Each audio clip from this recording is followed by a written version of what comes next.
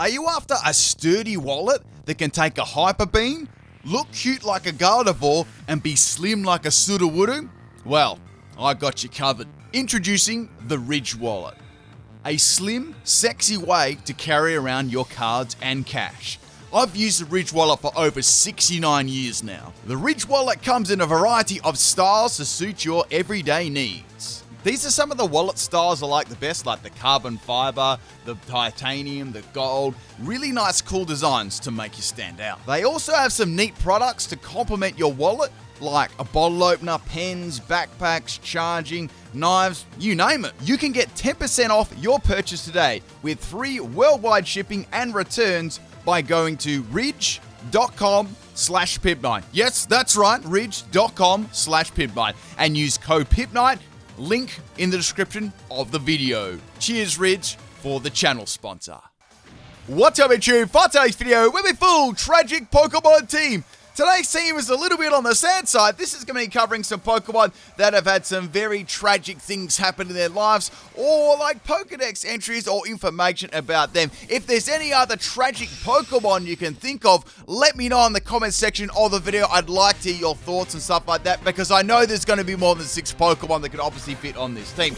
First battle here, this is against a Pirate Strike, and we've got a Trapinch lead. I've got Yanmask as the lead, and let me read out some stuff about Yanmask. We'll use the Pokemon Black Pokedex entry. So each of them carries a mask. Not each of them carries a Yanmask, but you get what I mean. That used to be its face when it was a human. Sometimes they look at the mask and cry. Imagine if you were Yanmask, right? Reminds you of when you're human, and then you just look at it, and every now and then you feel really sad and cry. That is tragic. Man, that's really, really sad. Let me explain what this Yanmask set is, though. It's a Trick Room Poltergeist set, and I've got Destiny Bondo in here as well. Max attack and max health. So this Trapinch is using, it's looking at me very intently, and it's going to be using laser focus, so it's going to go for a critical hit. The other move I got in there is Zen Headbutt as well, to try and get some flinches under the Trick Room. So I'm going to go for a Poltergeist here. I can see that the Trapinch has got a Focus Sash, and Focus Sash, it doesn't really matter. I never would have been able to one-shot it anyway. Now the Trapinch is going to be going for a Sandstorm. That's going to be making life not very fun for Yanmask. I mean, its life's already hard, it is, and it's going to be taking some Sandstorm damage. So we're going to go for a Zen now, hoping I can get a flinch and take the Trapinch out, and it did just that job. So bye-bye Trapinch, a pretty good start to the battle there. I called it Bane as well because I used the reference from Batman. You know how he's wearing the mask and that sort of thing. Anyway, so next Pokemon, it's another Trapinch. It's a shiny one this time. I actually don't mind that shiny Trapinch. Now, it's going to go for a rest. I was like, that's a strange move. Maybe they're going to go for something like maybe, I don't know, Stomping Tantrum, or maybe they thought they'd go second. And we're going to get some nice Poltergeist damage. So I was very, very happy about that. Next move, not the Yanmask, the Trapinch is going to use, that's very tragic by the way, is going to go for a rest. So it's going to get the Trapinch all the way back up to full health. So obviously they want this Trapinch to be asleep. I'd say it's got something. Maybe it's got like Sleep Talk or Snore. I'm not really sure at this point in time. So I'm going to go for Poltergeist. As you can see, it's about it's probably about a 3 to 4 hit KO here. So Trapinch is going to be going for a Sleep Talk, and it's going to be going for a rest, a classic Pip Night Sleep Talk combination. I'd love to see it when it's not being used by me, of course. So going for another Poltergeist here on the Trapinch, doing very, very good damage. One more is going to take it up. So the Sandstorm has gone too, and the Trapinch is still snoozing at the moment, and it's going to go for yet another Sleep Talk. What move will it use? Hopefully it's going to use Rest, and it gets Fissure, another Fissure, and poor old Yanmask. It's going to be looking at its march for a long time under there, but that is generally a very, very tragic and sad information about Yanmask. Next Pokemon we got is Cubone. So obviously Cubone, the Marowak ghost, was the spirit of a female Marowak who haunted the Pokemon Tower in Lavender Town, right? In Lavender Town, that's where the spirit was. When Team Rocket invaded the tower, stealing Cubone's skulls and sell them for money, basically Team Rocket murdered like the Marowak. So that's a very, very tragic story as well for poor little Cubone there. I always wondered why there was a Marowak ghost in the tower when I was a kid, right? I always just wondered why that ghost was there, but you actually got to see that. So we got this Cubone. It is a focus punching set here, which is pretty cool. I've got max health and max attack with a thick club, and the focus punch is pretty strong right here. I actually did I'm trying to think what happened. I did a Poliwrath sweep the other day with focus punch only too. Sort of reminded me of using that. And I thought it'd be pretty funny using focus punch with Cubone. Now, the next Pokemon we got is the Vibrava, and Lee said something else there, and it's going to be setting up a sub. So I'm like, okay, it's trying to get a dub, going for a sub. So go for focus punch here. I'm going to punch that little substitute doll. There's no way that sub is going to be able to withstand the might of the Cubone's focus punch. Now, I did have Thunder Punch on this one, and I also had Boomerang too, but as you can see, none of my moves are going to be able to affect that at all, because obviously it's got Levitate, and, Thunder Punch won't affect it all, and my other move is Substitute. So it's going to be going for a Fly here. That's going to probably not do too much damage to me, but it is going to fade my sub, right?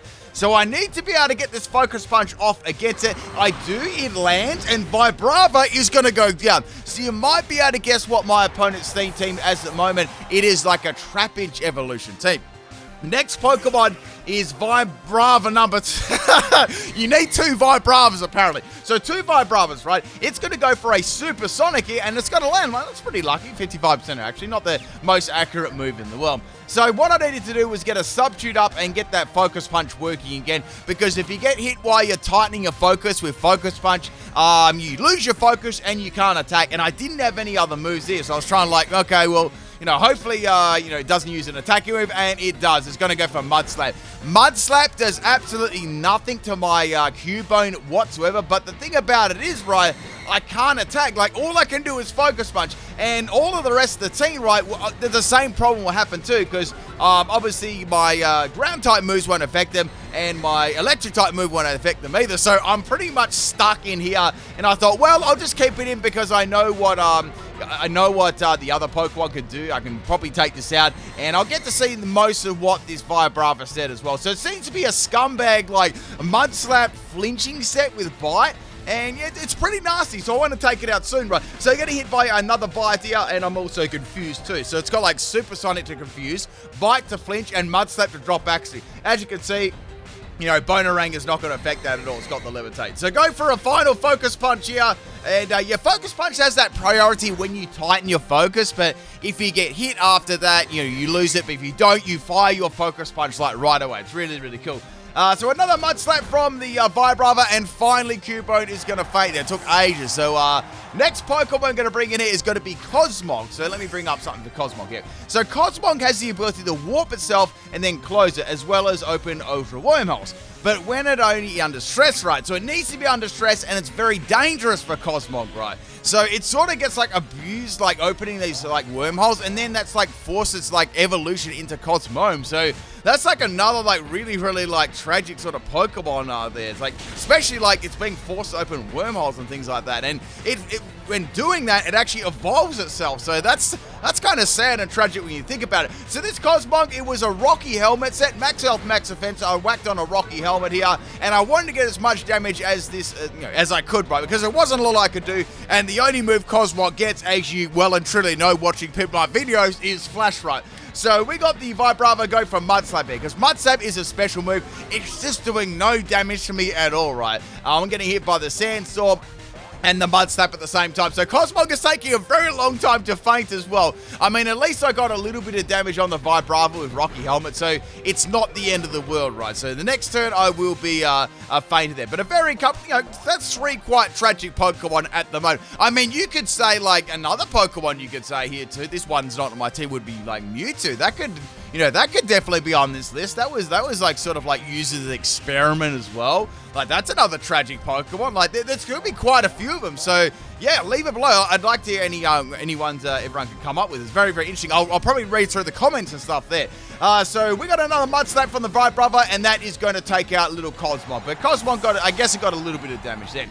Next Pokemon is Mimikyu. So, of course, Mimikyu, this Pokemon, I'm going to actually put it up on the screen in a second. I've got a couple of attack animations here before I put it up, so it's sort of like a big sort of bit of text. So, why I do that, I'll explain what this set is. It's a Sleep Talk Shadow Ball Charge Beam set. Once again, I'm stuck in get those stonks. I'm stuck in a little bit of a rock and hard place here, because I can't go for a Charge Beam But I have to keep going for Shadow Ball, but its special attack is really, really bad. So I've got max speed and max special attack here, and obviously we've got the disguise ability. Now, Mimikyu, when you look at it, it's got this disguise on, right? So I always wondered when I first played Sun and Moon, like, why is Mimikyu wearing the disguise? And underneath was like a little, I'm not sure if we've actually have we fully seen what Mimikyu's creature is underneath, or is it still like all speculation? I'm guessing it's like a dark little shadow with eyes. I think you get to see that all the time, but have we actually legitimately been revealed like afterwards? I'm going to check that. It probably could have been done in the anime. I'm a little bit behind in the anime. Anyway, to the topic of Mimikyu being on this team, I'm just going to put something on the screen right here. So we've got, just going to read this out. So Mimikyu's disguise is modeled after Pikachu because of the popularity of Pikachu style merchandise, right? Thinking that its disguise will allow it to make friends, because it doesn't really have any friends, it sort of scares people off because it's more scary wearing the disguise. So poor little Mimikyu, it just wants to have some friends, but it's hiding under a Pikachu styled merchandise, I guess you say, to try and encourage it. Because Pikachu's got lots of friends, so why can't Mimikyu, I guess you could say. So, right, Brother's going to keep going for bite on my Mimikyu here. I'm trying to get these Shadow Balls off, but the problem is all those scumbag mud slaps, it's dropped my accuracy. So finally got a Shadow Ball off, and that is enough to take out the Vibrava. Man, this thing lasted so long in the battle. Like, half the battle was me taking out that Vibrava, all right? Now, the next Pokemon, as you probably know, is going to be Flygon. So there's 2 more Flygon to take out. It's going to go for an Astonish. It's fully savage, and that's going to take out my Mimikyu. So bye-bye, Mimikyu. I've got 2 more Pokemon on my team, and I'm going to explain them too. So the Sandstorm's going to go, which is good too. And the next one we got is Corsola Galar. So Corsola, I'm going to read this quickly. So Galar and Corsola were wiped out by sudden changes in the ocean temperature, turning them into ghost types. So they pretty much got extinct and turned into ghost types, right? Its body is bleached white with half-closed pink eyes and a perpetual frown. Like, imagine that. Like, you getting, like, wiped out, like, pretty much wiped out all the coral. And then, when coral dies, right, it gets bleached white. So, and then you got, like, an angry look on your face forever. That's actually not very nice at all. Like, poor little Corsola, right? That actually did happen in Australia. To a place, if you're not too aware, in Australia, we've got a place called the Great Barrier Reef. Right? That actually was staying. I think that actually already happened, right? So I don't know whether it's a permanent thing, but man, it'll take many years for all that nice coral and stuff to grow back. But that's sort of similar, to my to the Galar Corsola that I was using there, right? Last Pokemon we got here is the Type Null. So the heavy control mask it wears suppresses its capabilities, right? So it's a secret weapon. It has to be wearing this mask to suppress all its hidden powers, I guess you could say there. So it's sort of like, I guess you could say, it's kind of like Mewtwo when you think about it. So Mewtwo, I think Giovanni had it wearing all that armor to try and focus and suppress its abilities and things like that. So same sort of thing there. So this was a last resort substitute sword dancing type null here. The problem was for me to use last resort, I had to use all of my moves. So it's getting kind of difficult here because I had the Flygons attacking me all the time. The good thing was I had my Corsola use that curse earlier on, and that got rid of it. That was also a bulky sap, strength sap curse Corsola with Will-O-Wisp and Hex. Max health and max special attack with Everlight. So we got a max guard here. I thought, well, I'm going to go for a max strike here, right? I'm going to forego the substitute and just get some damage on this thing, because I don't know whether that's going to be enough to take it out. Plus, we've only got 60 seconds of the battle left too, and we're down to both our last Pokemon. I'm going to need some really big base power to get around a Flygon too, and they haven't Dynamax yet, so I was wondering if they were going to Dynamax. So here we go. We're down to the last 40 seconds of the battle. I got a bit of health. I'm feeling quite confident. It's got a bug bite, so obviously it's a special set right there. Throat Spray is going to activate. However, they've foregone the Dynamax to get the special attack boost. So I'm assuming next turn the Flygon will Dynamax. However, Flygon is not going to be living my max strike, and that is the end of it. So a very cool team right there. A Trapinch evolution team. I've actually yet to do one of them on my channel, but of course I will do one in the future. Thank you, Pirate Strike, for the battle. A really cool team right there. Let's get on to battle 2. This is a battle against Robert, and of course we'll be using the same Pokemon team here. But if you're enjoying the Thing Tanks people in the videos, please drop a like on the video. I very much appreciate that. Only takes 1 second, helps your boy out a lot. First Pokemon here is a Pidove. You don't get to see Pidove very often in the battle, and it's going to be going for a Tailwind. It's interesting with Yanmask when it uses its moves, it actually holds its little mask up there. Maybe it has, like, imagine that, right? It's holding its mask up, and every time it's holding its mask up, it literally has to think when it was like a human and stuff. That's like super dark. Anyway, Pit-Up's going to go for an air sash here, getting a nice little crit on me. And I'm going to go for a Zen headbutt here, trying to get as much damage as possible. I can't really go for Poltergeist because it's not going to work right. So here comes another air slash from the Pit-Up as trying to get those crits and those fletchers. I'm going to go for another Zen headbutt here. And that is enough to take out the first Pit-Up, right? So you might be able to guess what sort of team this is if you pay close attention. Next Pokemon is Cutiefly. So a Pit-Up and a Cutiefly. What would that be? Once again, if you can guess, leave below in the comment section. But you might have to wait a little bit longer before you can guess. You have to be pretty good to guess this one. So Cutiefly is going to go for a Quiver Dance here, right? It's going to be boosting its stats all around there, making it a pretty potent special attacking sweeper. Now it's going to kiss the Yanmask. I mean, Yanmask should be pretty happy about that. You know what? It did it kiss the mask? I don't think it kissed the mask. I don't think the mask was actually brought up in defense of the Draining Kiss. Maybe it kissed the mask. I want to see that again. So setting up the Trick Room here, right? Here comes the... Let me watch. Okay, no, it kisses Yanmask's actual face, not the mask. That would have been, like, creepy. I lived on 1 health and the Merchant Available, and I'm going to get a Destiny Bond off here, so I need to try and take this thing out with me.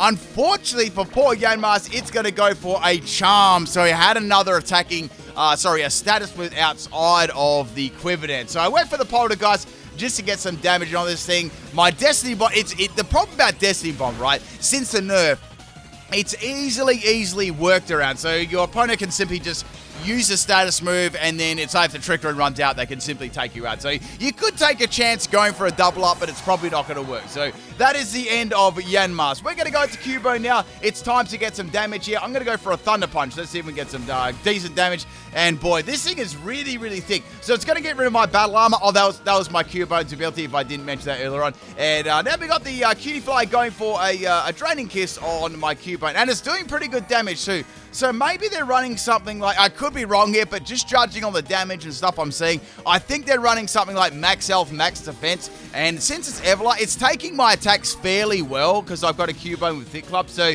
it's taking them a little bit too well for it not to be bulky on the defensive side, right? So I'm just, the best I can really do is go for the Thunder Punch, and it keeps using Draining Kiss, getting over and over again and getting its health back there, which is very bad. So Cubone is almost down to its last little bit of health right here. I was trying to get a Paralyze here as well, and it just didn't happen. So Cutiefly's going to go for Draining Kiss, and that is the end of my Cubone. But that's all good. I nearly said Cubone was going to go for a Draining Kiss on Cubone, but I actually said Cutiefly. I almost did. It was almost roast-worthy. I mean, there's probably going to be other things in this video that'll be roast-worthy, but that's another story. Next Pokemon we're going to bring in is going to be the Corsola there, and this is a very bulky set. There is no way that Cutiefly will ever be able to get around me. So I've got the strength stat first to recover myself, and I'm going to put a Curse, right? I thought Curse was an appropriate move for this team too, because I guess you could say Corsola Gala is Curse with its, how it got Instinct and that sort of stuff.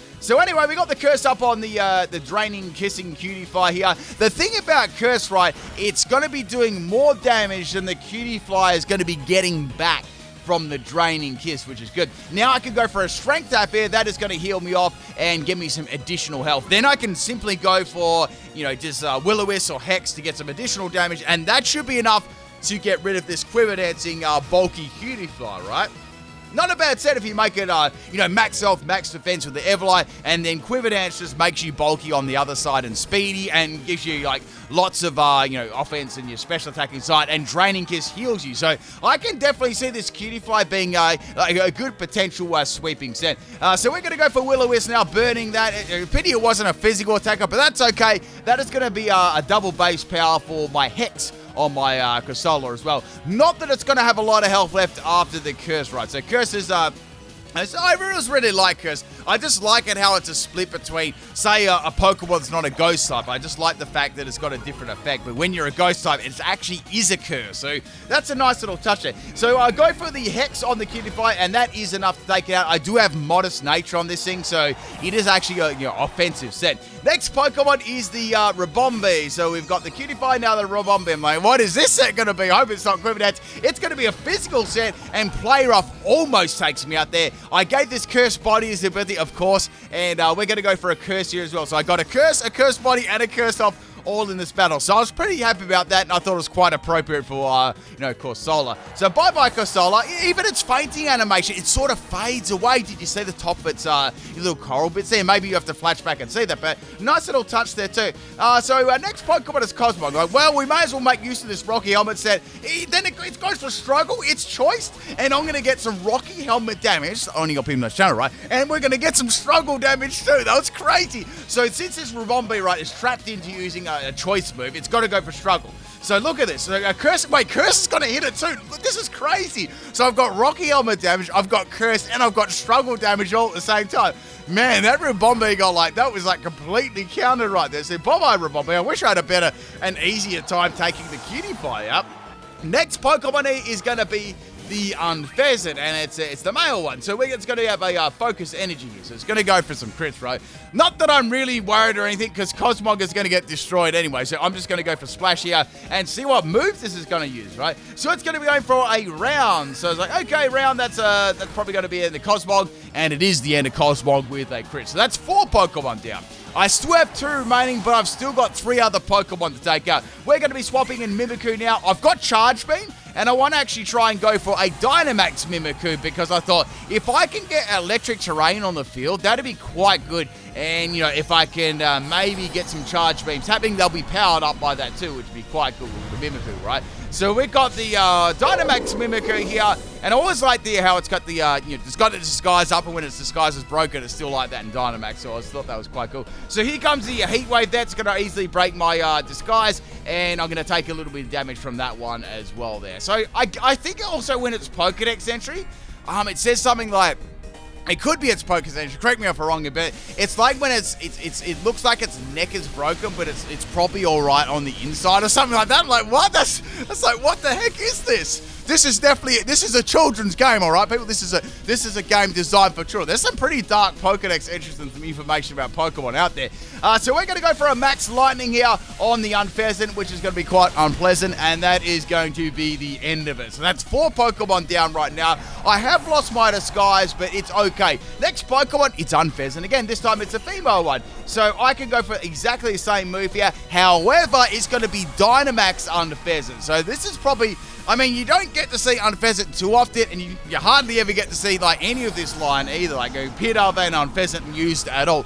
I've actually never done a Pidove evolution team on my channel before. I'm sure I'll do it, but it's just sort of when I'll actually even get around to it. So here we go. We got a Dynamax Unfezant, and it's going to go for a Max Airstream here. So it already outspeed my Mimikyu, and that actually did a lot of damage to me too. So my Mimikyu is going to faint in the next turn, which is kind of bad here. I've only got 1 more Pokemon left, and I don't have any Dynamax left either. I've only got my type null. So go for the Max Lightning, does very good damage, but it is not enough to take it out, which is okay. At least I softened it up a little bit for type null. But with type null, if you can remember, I've got that last resort set, so I'm going to need to do a fair bit of work before I can even attack right. So that is the end of a Mimikyu with the second Max Airstream there. I need to be able to live this next attack reasonably well, so I'm thinking to myself, right, I've got type null.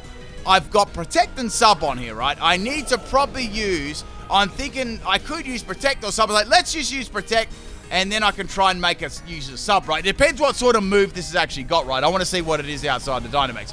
So obviously Max Airstream is going to do nothing to me at all there. That's going to power down the last Dynamax Airstream. And now I was thinking, well, if I can get, obviously I'm going to get outsped next turn, right?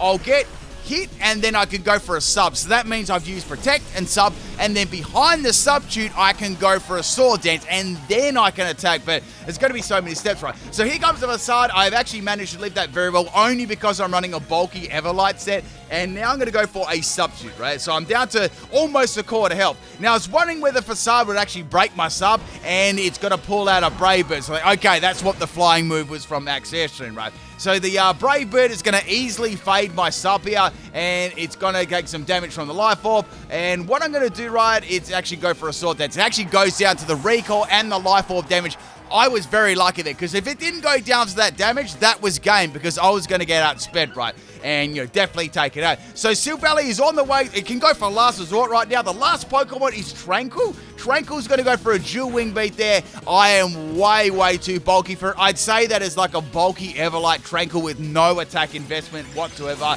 And last resort, it's going to be the last thing Tranquil we ever sees. And that, my friends, is both the battles with the tragic Pokemon team. Quite a sad topic, but an interesting topic when you have a look at some of their dex entries and information. All right, people, peace out.